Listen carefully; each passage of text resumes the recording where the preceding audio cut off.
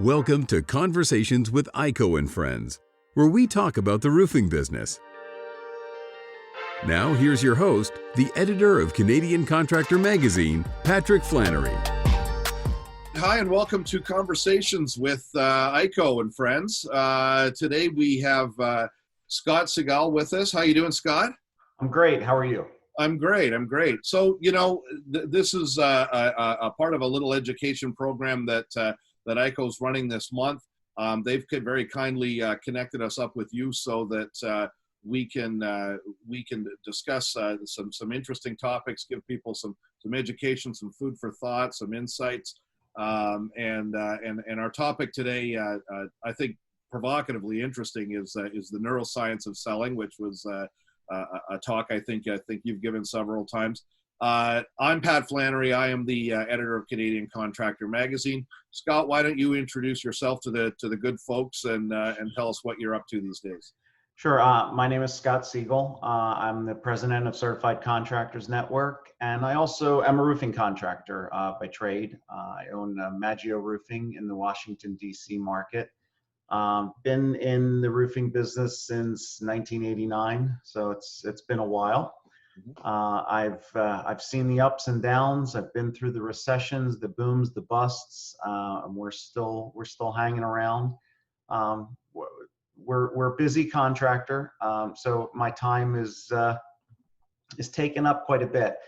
These days, I don't really spend a whole lot of time in physically roofing. I haven't actually been on the roof in a while, but I still sell. And in the world of COVID, I'm actually actively selling just about every day, which has been a fun thing for me because most of my time over the last 10 years has been focused on the education side with Certified Contractors Network.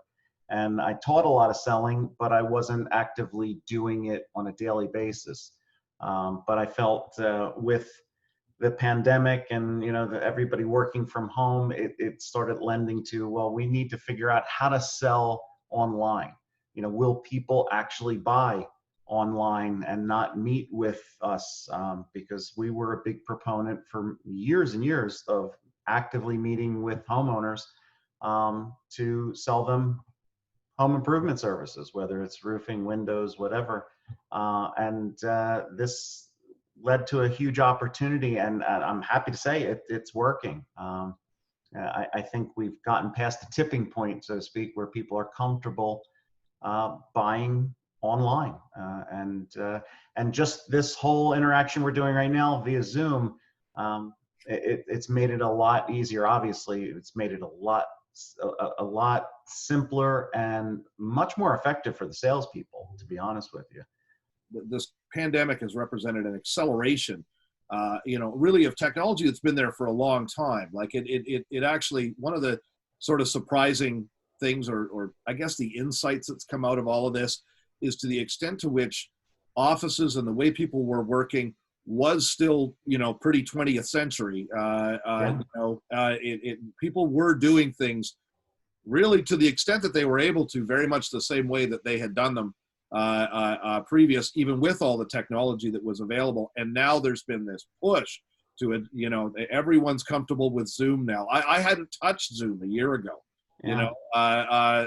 Everyone's having to get comfortable with that. Everyone's having to get comfortable with working from home.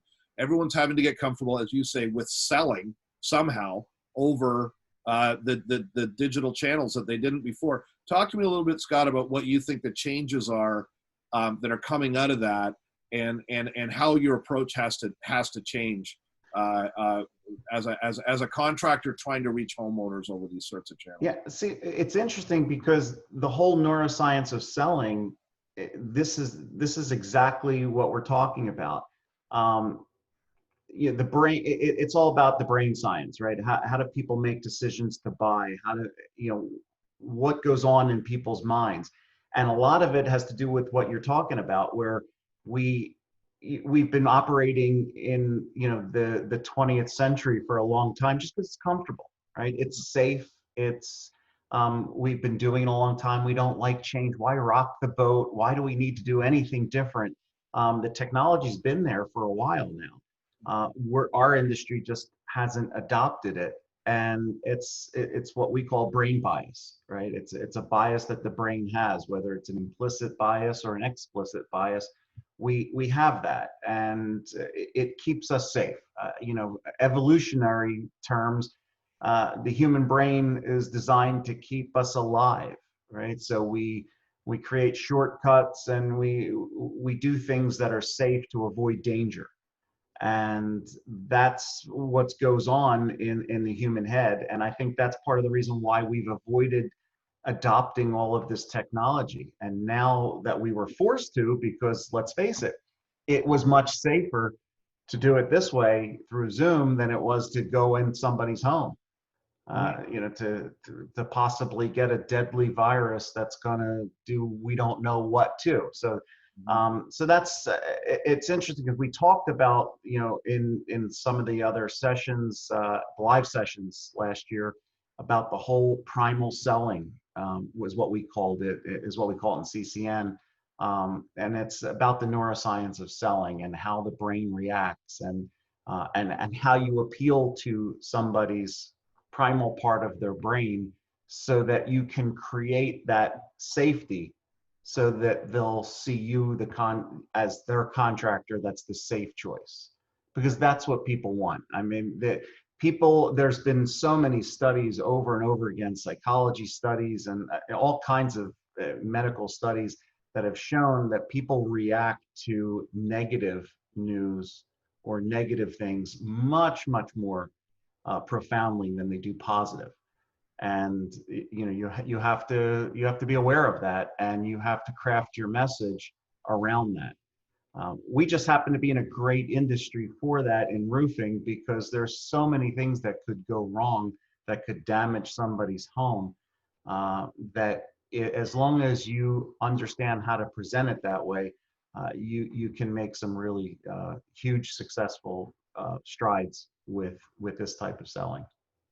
Key fundamental insight there. I think it's that risk assessment thing, and like you say, it is literally a primal urge. Every single psychology study has discovered it, that the fear of loss, the fear of a negative outcome, is way more powerful with people than the anticipation of reward, even when the odds are exactly balanced or even skewed towards getting a reward out of it. And there's studies with, asking people, well, would you bet $1 on this? And Sure. I can't remember all the specifics of it, but it just continuously emerges from these studies that people, and it goes right back to evolution. If you see a rustle in the bush, it's a heck of a lot safer to assume it's a tiger.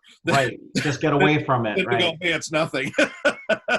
and in our world, in the roofing contractor world, the big thing that we find that most contractors don't do, and they really need to, and this is probably the first thing that a contractor needs to do, is figure out what you offer, what you do that's different than, or unique than everyone else. Because if you're just like everyone else, and you do everything just like everyone else, then you better be priced just like everyone else. And when you look at the statistics and you see exactly how many contractors go out of business because they don't have the right price on their jobs, then you're pricing yourselves to go out of business and to be bankrupt. And why would you do that? I mean, there's almost no contractor that's large enough, in Canada or the US, to be the low cost provider and be profitable. Yeah. Because there's always somebody that's willing to undercut you and go out of business a little bit quicker. So you just can't do that. So you have to figure out what's your unique selling proposition. It's like we discussed this offline. It's the marketing 101, right? What do you do that's unique that no one else does? And every successful, great company has that, right? I mean, you could even look at Amazon. and say, well, geez, they sell everything, but what do they do that's unique? I mean, they have everything and they get it to you almost immediately. Who else can do that? You Yep. know that, and that's why they're so successful. But they started with books. But they started with books. Remember? And there was it was, I remember, you know, when all the online buying was starting to proliferate, you know, that was the one. Somehow they grabbed that niche. I don't know. I guess they had deals with the right publishers, and they started with the books, and you know, like later it's grown to that economy of scale that you're talking about, where, you know, now Amazon is simply the easiest and cheapest, or cheap enough place to buy everything, and they have that mentality. But back to your point, what possibly some companies don't do enough of, I think many companies don't do enough of, is they don't do this soul searching, which is really what it is. Yeah. Of why am I, you know, why am I the person that someone should deal with, you know, and if you don't do that, it is the risk of price. And what do people complain about when you get them in a room? You get everybody standing around saying, you know, what's going on, you know, and everybody's, oh geez, this fly-by-nighter's undercutting me, and you know, I can't stand these guys, and they're, you know, there's no way they're making money on that bid. And that's how you get out of that, right? That's how you get out of that. And it has to be truthful, and Right. and you have to communicate to people why they might want to deal with you, right? Right. So once you figure out what that is about you, and to give you an example, I mean, I went through this. I mean, look, like I said, I started my roofing company in 1989. I would say from 1989 to 2004, I didn't know. I mean, we were successful from 97 to 2004 because I joined this network and I learned how to do a lot of things, but I still really didn't have it dialed in as to who we were. I mean, we were a roofing contractor. I thought we did good roofs. I thought we, you know, put them on well, and we used good materials, and we had quality employees that put them on in a thoughtful way, in a safe way. But I couldn't tell you why someone should use us over someone else. You know, that was a 30-year-old company and doing it just as well. It just became about, well, we had to get lucky that maybe we did a better presentation. And I thought, we have to do better than that, right? What is it about us? So we sat down and decided that, you know, there's some things that we do differently than most. And a couple of the things that we did differently was that we number one, we maintained our roofs. So we sold people on a maintenance plan. And it was something that we did, and we thought of doing it because we really didn't want to say to somebody, you know, a year out of warranty or 6 months out of warranty. Oh, sorry, it's leaking. Sorry, it's, you know, you had a 10-year warranty or a 5-year warranty or 2-year warranty, whatever it was, and it's 2 years and a month. You know, that just kind of seemed wrong to us. So we would always service that anyway and wouldn't charge the homeowner. And then I started thinking about it that we never charged a homeowner for warranty work. So why not just sell them a maintenance package so that we could be there and we could at least make some money on it and cover our costs? So we did that. And that led to, hey, you know, these roofs will pretty much last forever, or for as long as those homeowners will live there, because in the US, most homeowners stay in their house 7 to 10 years and then they're gone. So we thought, let's just offer a lifetime warranty. Yeah. So we went to giving people a lifetime warranty on our services. We included a maintenance program in it, and that became completely different than everybody else in our market that was doing anything, you know, similar. Even people that were offering lifetime warranties, they weren't offering it like we were offering it. They weren't maintaining it because, let's face it, you can't, I don't care what you're installing, nothing is maintenance free, right? Yeah. There's always something that needs to be done.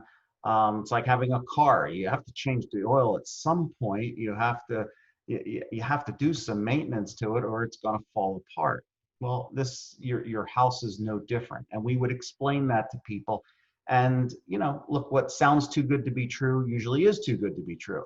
It resonated with people. So we were able to gain a foothold. So that became our unique selling proposition to our customers. And I'm not saying people need to do that. I mean, you could look at other industries. Look at, in the US, you've got Empire Today. Yeah. And they started selling carpet. They changed carpeting in homes way back. I forget how long ago it was, but now people are expected in the US to get a carpet the next day. Like, you call up the contractor, you buy it, and it's installed the next day. Who does that?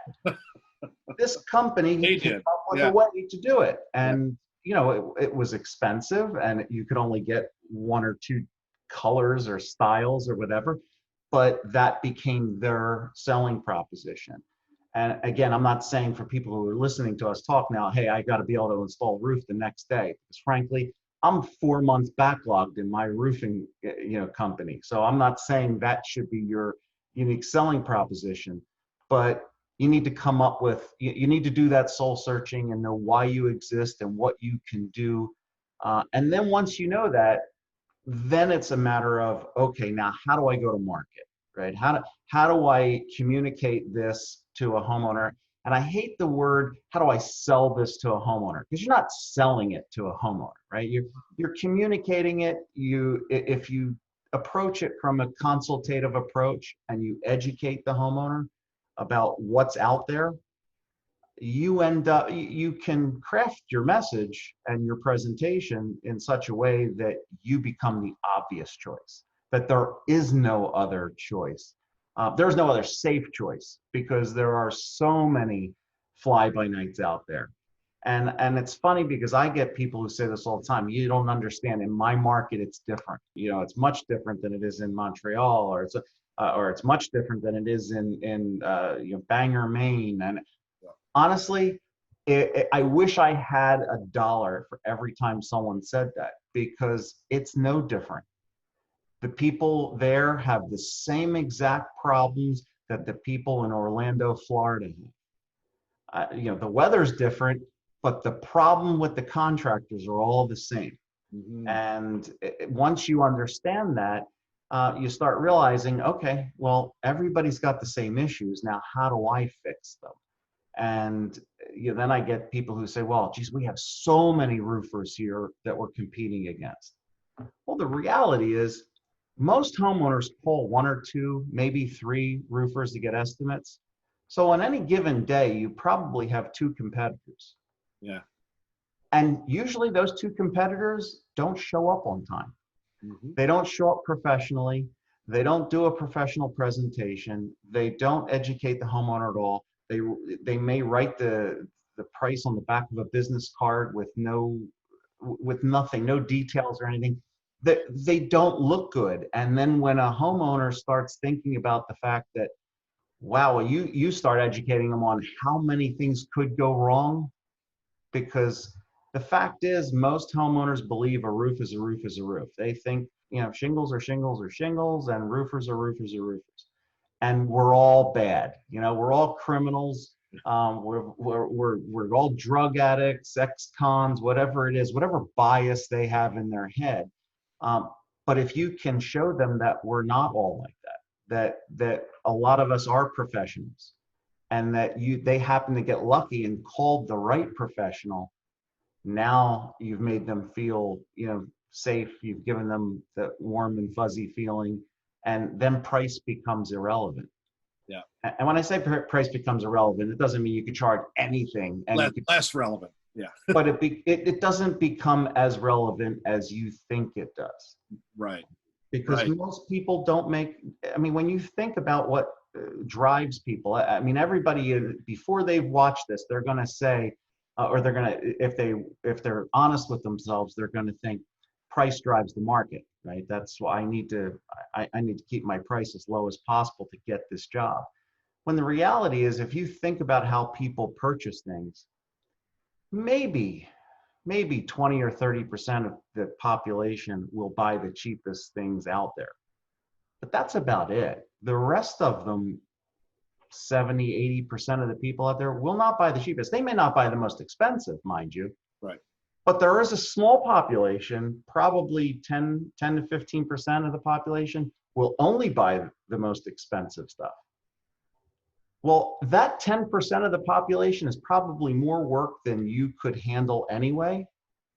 And now if you think about it, by lowering your price so much, you've just excluded the best segment of the buying population in your market from buying from you.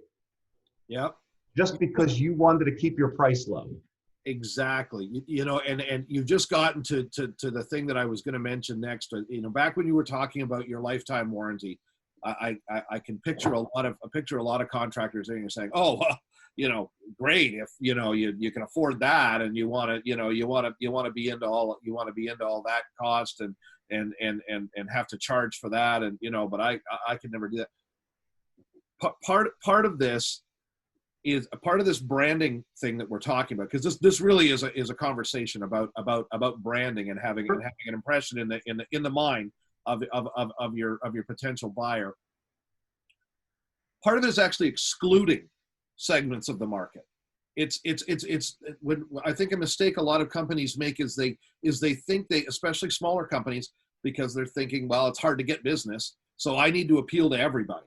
I need to be everything to everything to everyone, right? And you what can't we're be. really talking about is slicing off the area that you want to be in, and realizing that if you get a bigger chunk of that area, you're going to have more business than you can handle anyways. Sure. And you can craft that message to be in wherever you want.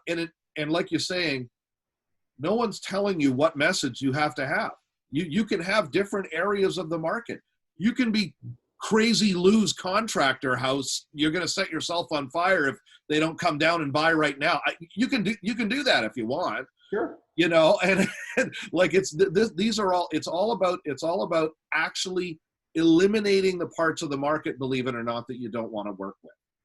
Yeah, I mean, think about right now the most profitable, or the brand that's worth the most of any company in the world, Apple, right? So, do you think that Apple focuses on the low end? I mean, obviously not, right? They're not focused on the cheapest one. You can't. I mean, you know, I've got my iPhone. You know, it's certainly, you know, it's $1,000 to buy this phone. There were lots of cheaper options. There were a lot of cheaper options, but Yeah. I didn't buy it, and I didn't even consider it. And but here I'm talking to you on a PC. I'm not even talking to you on an Apple. Yeah.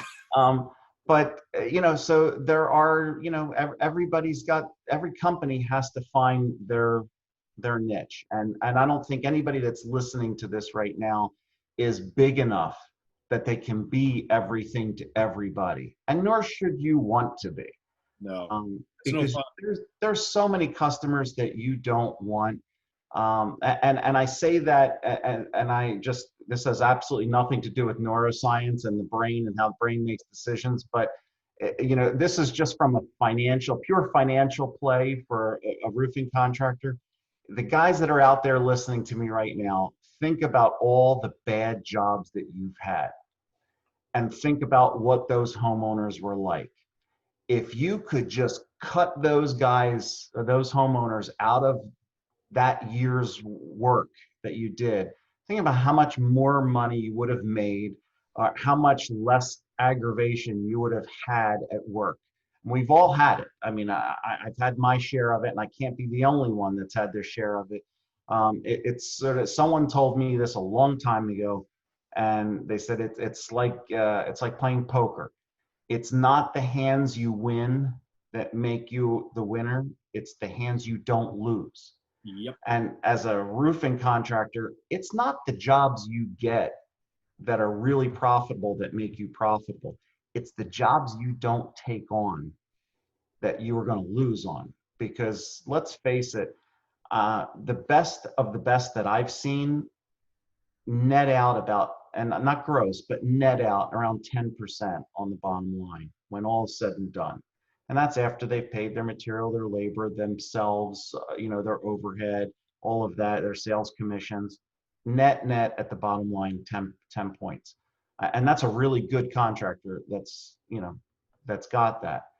Now, we do get some jobs that sometimes go sideways and don't make anything. Let's say they lose $1,000. How much work do I have to perform to make up for that bad job, just so that I can get back up to 10%? Because that $1,000 loss just wiped out a lot of money in work. So now I probably have to do 3 extra jobs just to make up for the one bad job. So don't try and take on these bad customers. It's not worth it. And it is down, though, even that aspect, and the financial argument is absolutely correct, but it's also down. It is also down to personalities, isn't it? Because what makes a bad job? How do you end up in a bad job that doesn't work for you, that your company isn't able to address what the client wants properly, or the client isn't able to communicate with you, or any of the reasons that jobs become the way they are? It's you're selecting a job that doesn't meet your brand. I think that is to a very great extent at the root of a lot of contracting failures. And then when guys, if they do that soul searching and they think about their branding, right, it's down to in a lot of cases personality stuff. It's that neuroscience, it's that personality brain stuff again. It's I love big, complicated, architectural, difficult things. I want to take on difficult stuff. I want to take on hard stuff that I really have to think about and I really have to engineer. And this, getting this fast, sloppy stuff done, I'm not interested. Or I hate these finicky, rich, custom build people who are constantly, they're nitpicking everything and the reason why they hate them usually is because they didn't get enough money to do it. Yeah, exactly. So maybe that person says, I'm not taking on that stuff. I'm gonna be the get it done guy, and I'm gonna get known for being the fastest guy or something like that. You know what I mean? And there's nothing wrong with that. Nothing wrong with that. If that's what you want to do, there's nothing wrong with that. And then you don't take on those big, complicated, hairy, ugly jobs because you can't get it done quick enough and profitable enough. But I mean, it goes back to, like you said, knowing who you are, knowing what you want. And then once you have that, then you've got to figure out, okay, how do I communicate that? Yeah. How do I get that? How do I communicate that value proposition to that prospective buyer? And honestly, this works just as well for commercial as it does for residential, because you're still dealing with human beings and how they think. And just because you're dealing with a property manager doesn't mean that they want the fly-by-night running through because they want to save a few pennies. Because honestly, I've dealt with a lot of property managers over my time, and what they don't want is they don't want a headache, right? That's what, and they want the same thing that the homeowner wants. They want an easy job that's, or not an easy job, but they want an easy time with a contractor that they don't have to manage, they don't have to deal with, they don't have to worry about them ripping them off, they don't have to worry about being upset and causing damage to their home or their building. They want the same things. So how do you create that message?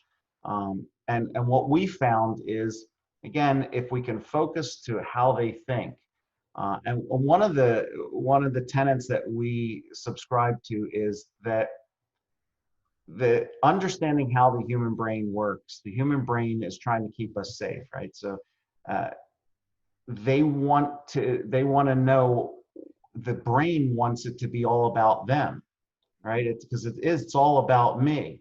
And your homeowners are no different. And what is the first thing that a contractor typically does? They walk into the house and they just start how great they are and Yeah. how great their materials are and how great their warranty is. And the homeowner doesn't care. They care about themselves, right? I mean, eventually they need to care about that. But in the beginning, when they first meet you, they just want to know, does this guy get it? Does this person get it? Do they understand my problem? So we talk about that, the tenets of our whole sales presentation are what we call 5 Ps. One is, what are the problems that that person have? And we start with their problems. We don't even, I mean, we introduce ourselves, but first of all, let's assume that they're not living in, I don't know, a shack in the middle of nowhere, disconnected from everything. They do have the internet and they have researched you. So unless you've knocked on their door as a cold call and they don't know who you are, you shouldn't be leading with who you are and about your company, because they've already researched you. I mean, that's how they called you. So you start with what their problems are. Think about when you met your spouse, your significant other, your girlfriend, whatever it might be, your boyfriend, whoever it is. And when you first met them, did you immediately just start talking about yourself and how great you are? And if you did it that work? was probably a bad date if you did that. Yeah. It usually doesn't work unless, of course, you're talking about how much money you have and you're talking to somebody who's only interested in money, right? But for the most part, if you're looking for a serious relationship or having any kind of relationship, when you communicate with that person and ask questions to them about who they are, what they're about, all of a sudden it's, wow, this person cares about me. They understand me. And that's what you're trying to get. So, we talk about, how do you uncover their problems, their main problems, or what they're trying to create, what possibilities are they trying to create or overcome. And once you do that, you've created that rapport, which is typical sales 101. You develop rapport. Well, the way you develop rapport is you talk about them. You ask them questions about them and their problems, because you're there trying to solve a problem. The second P is the products, right? What products are going to solve those problems? And that's when we get into talking, if we're talking about shingles, we talk about the ICO shingles, and we're not trying to bash other products. We're really trying to talk about what products we use that we know will solve their problems. And then this is new that we brought into Certified Contractors Network training in this last year. We talk about processes. Because in order for a contractor to be successful, they need to have processes in place. Otherwise, the only way they're going to be successful is if they're a one-man band doing all the work themselves. And that means they're selling it themselves, installing it themselves, collecting the money themselves, handling the office themselves. That's not realistic, right? Most people have employees. Whether you have 5 employees or 500 employees, you have employees that you're expecting to do a job. And in order to be successful, you have to have standard processes.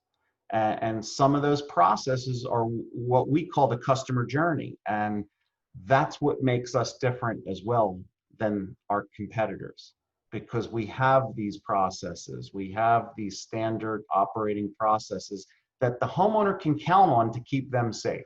Mm-hmm. Then we talk about people. So we're talking about problems, products, processes, all before we talk about ourselves. But at some point, we do need to talk about ourselves, who we are, what we're about, what guys are going to show up. So what people are actually going to be installing the work, and what people are behind in the office, handling their credit card information, their sensitive financial information, all of that. They want to know that so they can be safe. And then lastly is the price. What price are they going to pay to get all of that? Not to say that price is irrelevant. I say it's irrelevant, but there's some relevance there. They still have to pay something, because we're a for-profit company, and we do charity work, but not for everyone. Yeah. So And that's what we cover in our whole sales process, but we cover it in a way that we arm the homeowner with what questions they should ask everyone, centered around those 5 Ps. And when you do that, they become highly educated on what the right thing to do is. And that helps them avoid hiring the fly by night. And it also allows you to put a price tag on your service that's substantially higher than your competitors, and it allows you to make a profit. So you can deal, if you want, with those finicky customers. A lot of my work in Washington, D.C. is dealing with very finicky people, very difficult people. But we charge a lot of money for it. Yeah. When, I mean, because you have to. Okay. Well, you have to. I mean, Yeah. look, I mean, if you're going to deal with difficult jobs and difficult people, it takes time. You can't rush through it. And that's something we've learned over the years. And we do very difficult work. So we get paid for it. And we get paid handsomely for it. But it takes 2 to 3 times longer to do that work than it does to do with a simple up and over roof. What people want, as you say, is they want their problem addressed, right? And even more, and I'd like your comment on this, because I think what we came down to in my marketing days was, even more than have their problem addressed, they want a feeling. They want the feeling of having their problem addressed. They want to get to where they feel like they don't have a problem. They want to get to where they feel great about their roof, right? Or where they feel like it's been resolved and everything is safe, right? Back to the safety. Yeah, it's all about feelings. Yeah. And that's one of the other things about how the brain works. I mean, the brain, when we talked about the primal part of the brain, we're not really talking about the most evolved part of the brain. We're talking about the fight or flight part of the brain, which is that emotional core. It's actually the older part of the brain.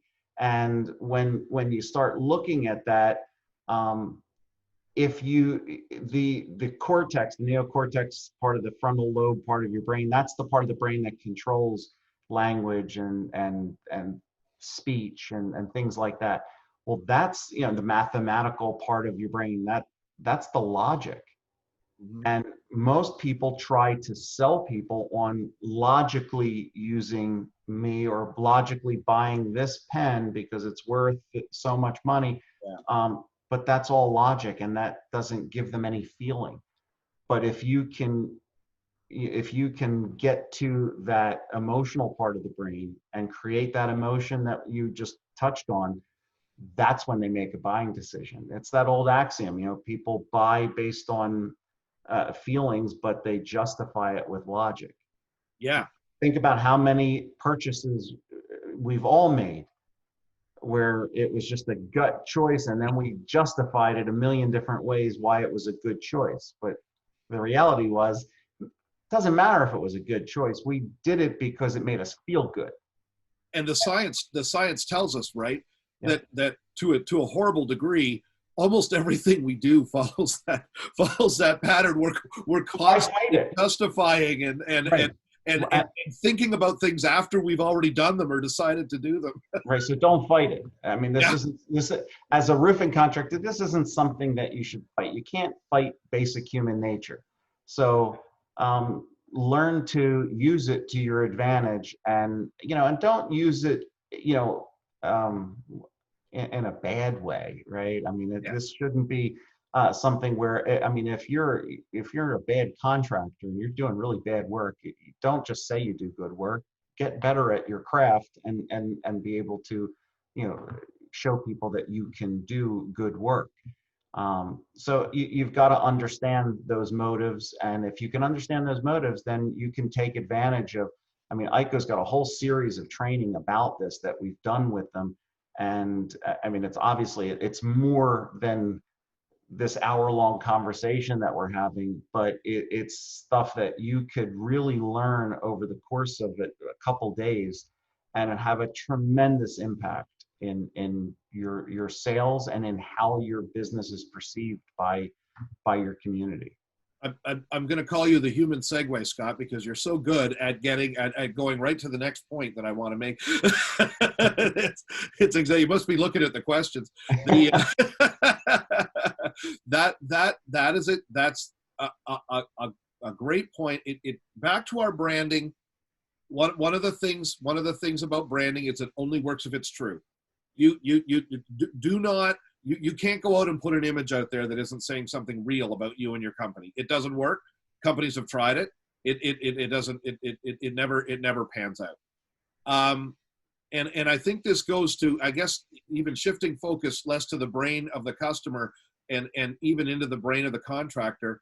Tell me if I'm right. I think the reason a lot of people in contracting and a lot of people in the trades are reluctant to do a lot of selling. They hate that part of the business. They don't want to be engaged in that. Is this feeling that there's a lying element to it, a manipulation element to it, that somehow they're trying to force people to do something that they don't want to do? Talk to me a bit about that, Scott, and why that's the wrong way to look at it. Yeah, I think that's real common. And it's funny you say that because there are certain, I mean, this is an interesting business because most of us that are in it did not grow up as little kids saying, you know, one day I want to be up there working on that roof. I mean, it just didn't, I know it didn't happen to me, and I can't find anybody that's happened to. Now, some people do inherit in the second, third generation, yeah. and they knew they were always going to go into the family business. But that's rare. That is not the rule. The rule of thumb in our business is that you work somewhere, and maybe you got a summer job like me, and you were in high school and you got a job working on a roofing crew, and next thing you know, you got, for lack of a better word, you got pissed off at your boss and you quit. And you thought, well, what do I do now? Well, I'll do it for myself. Right. And next thing you know, I'm in business, because it doesn't take much to be in a roofing business. You get truck, beat up old trucks, a couple ladders, hand tools, and voila, you're a roofing contractor in business. Throw an ad somewhere now. Nowadays, throw it online because it doesn't cost much.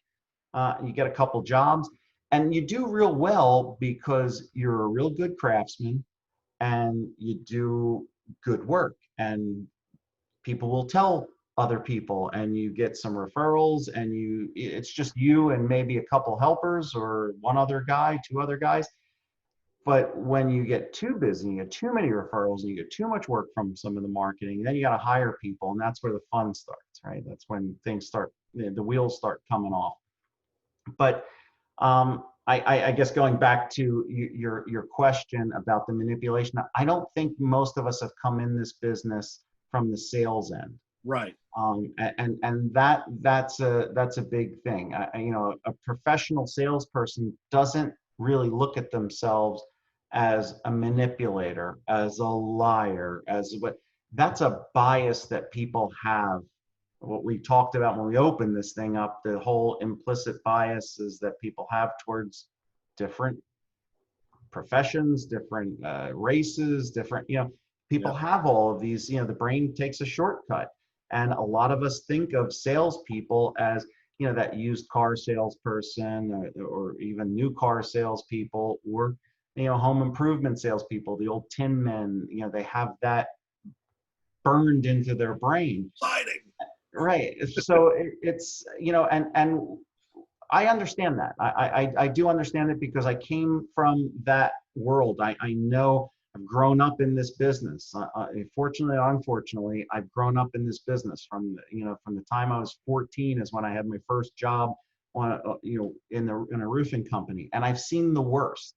I've seen the con artists, I've seen the rip-off artists, and I've seen the legitimate contractors. And I had that same feeling of, geez, I don't want to be a salesman because those guys, all they do is lie all day. And when I found Certified Contractors Network and I found this training, and it was all about educating a homeowner, and it was about a consultative approach to sales, I thought, wow, this is great because we're not really selling. You know, I'm not trying to convince anybody of anything. I'm trying to educate them. And once I realized that they're highly educated in how to choose the right contractor, I believe we become the best choice. That doesn't mean we close 90% of our leads. We don't. Mhm. I mean, in my company, it's about 32%, 31% of our leads get closed. It's not, you know, you might look at that. Some of the people out there might say, geez, that's just not enough. Well, you know what? If you're getting the right price, it's more than enough. Yeah. I mean, it really is. It's just fine. And it's not so stressful. You don't have to, you don't have to be a high pressured person to be able to do this. It just doesn't take all that much to be successful at it. And I think the reason why our sales process and our sales training has been so effective over the last 20 years in CCN is that we don't we look at it and say anybody can do this. I can teach anybody how to do this because it doesn't take a genius to show somebody the right questions and educate them. And if you just take the word sales out and put consultant in, makes you feel better. I'm a consultant, I'm not a salesperson. And it makes a lot of production guys feel better because a lot of the guys that are in the roofing business come from the production side of the industry, and they don't view themselves as quote salespeople. And this makes them feel better because it's really not a sales system; it's really an education system. Well, you And use the word questions, and that's the key, right? yeah, And yeah, it goes back to what you were talking about earlier, connecting your products and services to the customer's problem. There should be way more talking by the client, by the customer, than by you, right? right. Well, and unfortunately, most homeowners don't know the questions to ask. Yeah, Right? They have no idea. So yeah, what do? I mean, if you're a homeowner, you buy a roof maybe once or twice in your lifetime. Do you really know what questions to ask? So the most common questions that a homeowner will ask is, how much is it going to cost? And when can you get the work done? And they stop there. yeah. And unfortunately, as a contract, most contractors answer those questions And then and that's it. say, now hire me. Yeah, Right, right. And that's it. And they don't understand that a homeowner can't really make a decision just with those two questions because then it just becomes about who can do it quicker and who can do it cheaper. yeah, Because that's the safe part. yeah. But when we talk to them, we show them all the questions. Like, for example, what's the proper scope of work for the project? Hmm. Did anybody ever ask them to ask a contractor what's the proper scope? Yeah, no. Is a repair or replacement required? Is tearing this off or leaving this on there required? You know, why is that? Should it be like that? What are the proper specifications that achieve the scope of work that you're looking to do? That should be a question that a homeowner should ask every contractor. Yeah, What kind of insurance do you carry? yeah, Every homeowner should be asking every contractor what insurance. And yeah, you can look this stuff up online, but the funny thing is, you know what online doesn't tell you? They don't tell you that the fly-by-nights make up a fake insurance certificate and show that. So when I'm talking to a homeowner and I say, one of the questions you should be asking is, you know, what insurance requirements, you know, do you have? And, you know, what kind of insurance policy do you have? You should also look at that insurance certificate and call the agent that's on that insurance certificate and ask them if they're insured for the type of work that you're doing. Because there are some, you know, unscrupulous contractors out there that say to their insurance agent, hey, we do drywall work and then are selling roofing work. And then someone falls off a roof, gets hurt, and the homeowner's left holding the bag, right? So you want to make sure. So we explain all these things and educate them. All of a sudden, the homeowner looks at us and goes, wow, no one else has said anything like this. this? Mm-hmm. Why are you the only one telling me this? Mm-hmm. And then your answer really is just simply, I don't know. I don't know why they wouldn't tell you that unless they're trying to hide something. Yeah, and you've built rapport. You've discovered what the homeowner wants, and that's the, you know, that's the golden nugget, right? I mean, if you're going to embark on a persuasive attempt to get them interested in your business and working with you, it has to go to drawing out of them what they're looking for. Right. And some people don't care, right? I mean, there are those people that don't care about that. But then there are, I mean, I'll give you an example. I had work done in my home, this going back 15 years ago. I bought a new home. I wanted to redo the bathroom. And I had to get contractors' estimates because I'm an exterior guy. I don't do the interiors. So I got a few guys coming out, and you know, my concern wasn't necessarily price. Happy wife, happy life. Right. But all I cared about was that she was satisfied, and he basically convinced her. And then once she was sold, I was happy. So everybody's got a different, you know, motivation. You know, everybody's got, and that's your job as a consultant. That's your job to figure that out, right? And the only way you figure that out is by asking questions.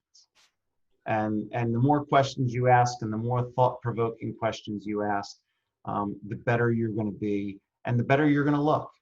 And the easier time you're going to get someone to sign on that, you know, that work order. And if you're an interior guy and you don't insist on having the wife standing right there through the whole process, you're out of your mind anyways, as far as I'm concerned. But listen, I mean, I think statistically, it's 80% of home improvement decisions are made by the wife. Yeah. So if you don't have and back to neurology, women have a different buying practice. Sure. And it's I'm sorry, it's not sexist. It's a thing. It's science. If there's a list of priorities at a price, men want to tick the box on the top one or two. They'll go two or three boxes down. This is on average in general. Men will go two or three boxes down. Okay, it's good enough. Buy, right? Women want to go all the way. They'll give a more equal balance of priorities to a number of factors all the way down that list. So they're going to want to talk about everything on that list, right? And they're going to balance it out more, right? If the guys get their top two or three things hit really well, they're ready to go. If the women want to see the whole list is at least that goes into, you know, behavior, you know, people's different behavior profiles too, and that's a whole other topic. That's something that we do. We could do another hour on it. I mean, we do teach that in CCN, how to deal with that, and typically, just real quick, I mean, there are usually 4 distinct behavior types that people follow. Most married couples are not the same behavior type.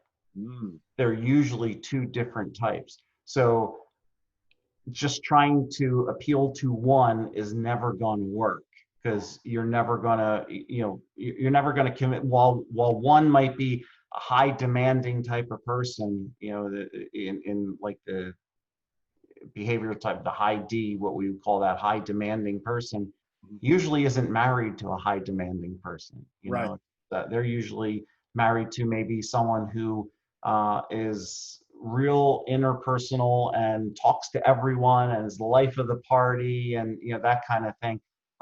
So you need to develop more of a relationship. Whereas a lot of the guys listening to this program, a lot of people listening to this program probably have production people who are very conscientious, right? They follow the rules. They want all the details.